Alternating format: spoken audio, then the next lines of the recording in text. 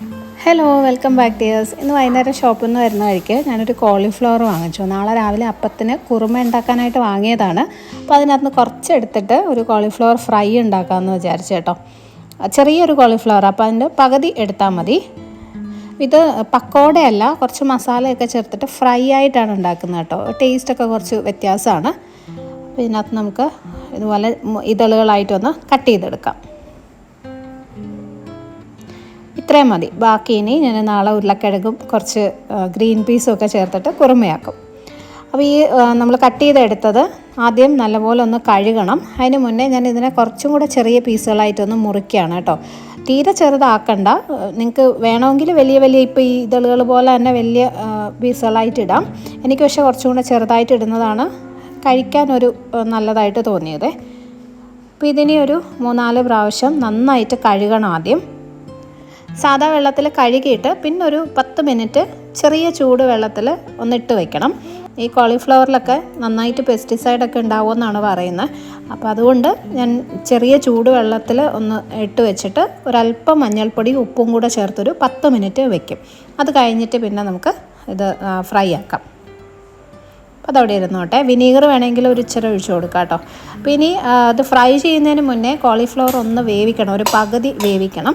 അപ്പോൾ അതിനായിട്ട് ഒന്നുകിൽ വെള്ളത്തിലിട്ട് തിളപ്പിച്ചെടുക്കാം, അല്ലെങ്കിൽ ആവി കയറ്റിയെടുക്കാം. എനിക്ക് ആവി കയറ്റിയെടുക്കുന്നതാണ് എപ്പോഴും കുറച്ചും കൂടെ ഈസി ആയിട്ട് എളുപ്പമായിട്ട് തോന്നിയിട്ടുള്ളത്. അപ്പോൾ അതിനൊക്കെ എല്ലാം റെഡിയാക്കി വെച്ചിട്ടുണ്ട്. അപ്പോൾ കോളിഫ്ലവർ നമ്മൾ 10 മിനിറ്റ് മഞ്ഞൾ വെള്ളത്തിൽ ഇട്ട് വെച്ചിരുന്നതാണ്. ഇനി ഈ വെള്ളം കളഞ്ഞിട്ട് ഒന്നും കൂടി നല്ലപോലെ ഒന്ന് കഴുകിയെടുക്കാം. ഇനി നമുക്ക് ആവിയിൽ വേവിക്കാനായിട്ട് വെക്കാം. ഒരു 5 മിനിറ്റ് മാക്സിമം, അത്ര സമയം കൊണ്ട് തന്നെ വേവും കേട്ടോ. ഒത്തിരി വെന്ത് സോഫ്റ്റായി പോകാതിരിക്കാനും നോക്കണം. പകുതി വേവായാൽ മതി. ഇതിനകത്തൊരല്പം ഉപ്പൊന്ന് ഇട്ട് കൊടുക്കുന്നുണ്ട്. ഒത്തിരി വേണ്ട, ചെറുതായിട്ട് ഒന്ന് വിതറി കൊടുത്തിട്ട് ഒന്ന് മിക്സ് ചെയ്ത് വെച്ചാൽ മതി. അപ്പോൾ നമുക്ക് അടച്ചു വെച്ച് വേവിക്കാം. കോളിഫ്ലവർ പാകത്തിന് വെന്തിട്ടുണ്ട് കണ്ടോ. ഇതുപോലെ കറക്റ്റ് ഒരു പകുതി വേവാകുമ്പോൾ തന്നെ ഓഫ് ചെയ്ത് കുറച്ച് സമയം ഒന്ന് മാറ്റി വയ്ക്കാം. നല്ല ചൂടാണിപ്പോൾ. ചൂടൊന്ന് മാറിയതിന് ശേഷമാണ് നമ്മൾ മസാലയൊക്കെ ചേർത്ത് എടുക്കേണ്ടത്. ഇനി ഇതിൻ്റെ മസാലയ്ക്കായിട്ട് ഒരു ചെറിയ കഷ്ണം ഇഞ്ചിയും ഒരു 4-5 ചെറിയ അല്ലി വെളുത്തുള്ളി എടുത്തിട്ടുണ്ട്. അതിൻ്റെ കൂടെ തന്നെ ഒരു 1/4 ടീസ്പൂൺ ചെറിയ ജീരകം, നമ്മൾ തോരനൊക്കെ ചേർക്കുന്ന ജീരകമാണ് ഞാൻ ഇട്ടത്. ഇതിന് പകരം പെരുംജീരകം ആയാലും മതി കേട്ടോ. രണ്ടിനും 2 ടേസ്റ്റ് ആയിരിക്കുമെന്നേ ഉള്ളൂ. ഇനി ഇത് മൂന്നും കൂടി നല്ലപോലെ ഒന്ന് ചതച്ചെടുക്കാം.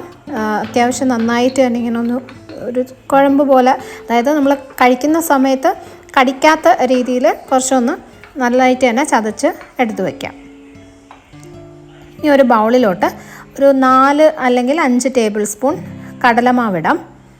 എത്ര കോളിഫ്ലവർ ഉണ്ടോ അതിനനുസരിച്ച് ഇട്ടാൽ മതി കേട്ടോ. അപ്പോൾ ഞാൻ കുറച്ചേ എടുത്തിട്ടുള്ളൂ, അപ്പോൾ ഒരു 4 ടേബിൾ സ്പൂണൊക്കെ മതിയാവും.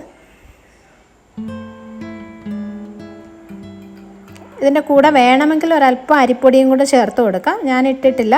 ഇനി നമ്മൾ ചതച്ച് വെച്ച ആ ഒരു ഇഞ്ചി, വെളുത്തുള്ളി, ജീരകം, ചെറിയ ജീരകം, ഒരു 1/4 ടീസ്പൂൺ മഞ്ഞൾപ്പൊടി, 1/2 ടീസ്പൂൺ മുളക് പൊടി, ഒരു 1/2 ടീസ്പൂൺ ഗരം മസാല പൊടി ഇട്ടിട്ടുണ്ട്.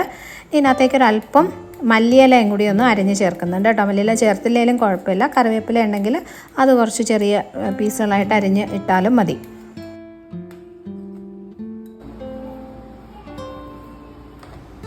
ആവശ്യത്തിനുള്ള ഉപ്പും കൂടി ചേർത്ത് കൊടുക്കുക. കോളിഫ്ലവറിൽ നമ്മൾ കുറച്ച് ഉപ്പിട്ടിട്ടുണ്ട്, അപ്പോൾ അത് കണക്കാക്കി ഇട്ടാൽ മതി. ഇനി ഇതെല്ലാം കൂടി നല്ലപോലെ ഒന്ന് മിക്സ് ചെയ്തു. സാധാരണ നമ്മൾ പക്കോട ഉണ്ടാക്കുമ്പോൾ ഇതിനകത്തോട്ട് ആവശ്യത്തിന് വെള്ളം ഒഴിച്ച് ഒരു മാവ് പോലെ ആക്കിയിട്ട് കോളിഫ്ലവറോ ഏതാണെന്ന് വെച്ചാൽ മുക്കി ഫ്രൈ ചെയ്തെടുക്കുകയാണല്ലോ ചെയ്യുന്നത്. ഇതങ്ങനെയല്ല, നേരെ നമ്മൾ ഈ പൊടിയിലോട്ട് തന്നെ കോളിഫ്ലവർ എല്ലാം ഇട്ട് ആദ്യം ഒന്ന് മിക്സ് ചെയ്തിട്ട് പിന്നെ വളരെ കുറച്ച് വെള്ളം മാത്രമേ ഇതിനകത്തേക്ക് ചേർക്കുള്ളൂ കേട്ടോ. അപ്പോൾ ആ ഒരു രീതിയിലാണ് ഇത് ഫ്രൈ ആക്കുന്നത്. അപ്പോൾ ഇതുപോലെ കോളിഫ്ലവർ ഇട്ട് നല്ലപോലെ ഒന്ന് മിക്സ് ചെയ്തെടുക്കുക. നമ്മൾ ആവിയിൽ വേവിച്ച് കഴിയുമ്പോൾ അതിനകത്ത് ചെറിയൊരു ഈർപ്പം ഉണ്ടാവുമല്ലോ. അപ്പോൾ അതുകൊണ്ട് പൊടി ഇങ്ങനെ ഒന്ന് മിക്സ് ആക്കുമ്പോൾ തന്നെ അതിനകത്തോട്ടൊക്കെ അങ്ങ് കോട്ടാവും ഇതുപോലെ. ഇനി കുറച്ച് മാത്രം, വളരെ കുറച്ച് മാത്രം വെള്ളം ഇങ്ങനെ ഒന്ന് തളിച്ചു കൊടുത്താൽ മതിയേ. ഇതുപോലെ ഒരു 1-2 പ്രാവശ്യം ചെറുതായിട്ടൊന്ന് തളിച്ചു കൊടുത്താൽ മാത്രം മതി. വെള്ളം കൂടി പോകാതിരിക്കാനായിട്ട് പ്രത്യേകം ശ്രദ്ധിക്കണം. അപ്പോൾ ഇങ്ങനെ ഒന്ന് മിക്സ് ആക്കുമ്പോൾ തന്നെ ആ ഒരു മസാലയൊക്കെ കോളിഫ്ലവറിലോട്ട് അങ്ങ് കോട്ടായിരിക്കും. ഇനി ഒരു പാത്രത്തിൽ, ഒരു പാനിൽ ആവശ്യത്തിനുള്ള എണ്ണ ഒഴിക്കുക. സൺഫ്ലവർ ഓയിലാണ് ഞാൻ സാധാരണ ഇതുപോലെ ഫ്രൈ ഒക്കെ ഉണ്ടാക്കാനായിട്ട് എടുക്കാറുള്ളത്. എണ്ണ ചൂടാകുമ്പം കോളിഫ്ലവർ ഇട്ട് ഫ്രൈ ചെയ്തെടുക്കാം. ഒത്തിരി വേവില്ല, കാരണം കോളിഫ്ലവർ നമ്മൾ പകുതി വേവിച്ചിട്ടുണ്ട്. പിന്നെ മസാലയുടെയൊക്കെ ഒരു പച്ചപ്പൊന്ന് മാറി ഒന്ന് ക്രിസ്പി ആയിട്ട് വന്നാൽ മതി. ഞാൻ നേരത്തെ പറഞ്ഞ പോലെ ഇത് നല്ല ക്രിസ്പി ആയിട്ട് വരണമെന്നുണ്ടെങ്കിൽ ഒരു ഇച്ചിരി അരിപ്പൊടിയും കൂടെ ചേർത്ത് കൊടുക്കാം. ഇടിയപ്പപ്പൊടി ഇട്ടാൽ മതി. അപ്പോൾ ഇത് നല്ല ഗോൾഡൻ ബ്രൗൺ കളർ ആവുന്നത് വരെ നമുക്ക് ഫ്രൈ ചെയ്ത് എടുക്കാം. ഇത്രയേ ഉള്ളൂ നമ്മുടെ കോളിഫ്ലവർ ഫ്രൈ റെഡി. നല്ല ടേസ്റ്റാണ് കേട്ടോ. അധികം സ്പൈസി ഒന്നുമല്ല, കുട്ടികൾക്കൊക്കെ ഇഷ്ടമാവും. എനിക്ക് പക്കോടയേക്കാളും കുറച്ചും കൂടി നല്ലൊരു ടേസ്റ്റായിട്ട് തോന്നുന്നത് ഇങ്ങനെ ഫ്രൈ ആക്കുമ്പോഴാണ്. അതിൻ്റെ കൂടെ ഞാനിന്നത് കുറച്ച് കട്ടൻ ചായയും കൂടി ഉണ്ടാക്കിയിട്ടുണ്ട്. ഇതാണ് നമ്മുടെ ഇന്നത്തെ ഈവനിങ് റെസിപ്പി. ട്രൈ ചെയ്ത് നോക്കണം. കോളിഫ്ലവർ വളരെ ഈസി ആയിട്ട് ഉണ്ടാക്കാൻ പറ്റുന്നതാണ്, കുട്ടികൾക്കുമൊക്കെ ഇഷ്ടമാവുന്ന ഒരു റെസിപ്പിയാണ് കേട്ടോ. ഉണ്ടാക്കി നോക്കിയിട്ട് അഭിപ്രായം അറിയിക്കുക. അടുത്തൊരു വീഡിയോയിൽ കാണാം. Bye friends, thank you for watching.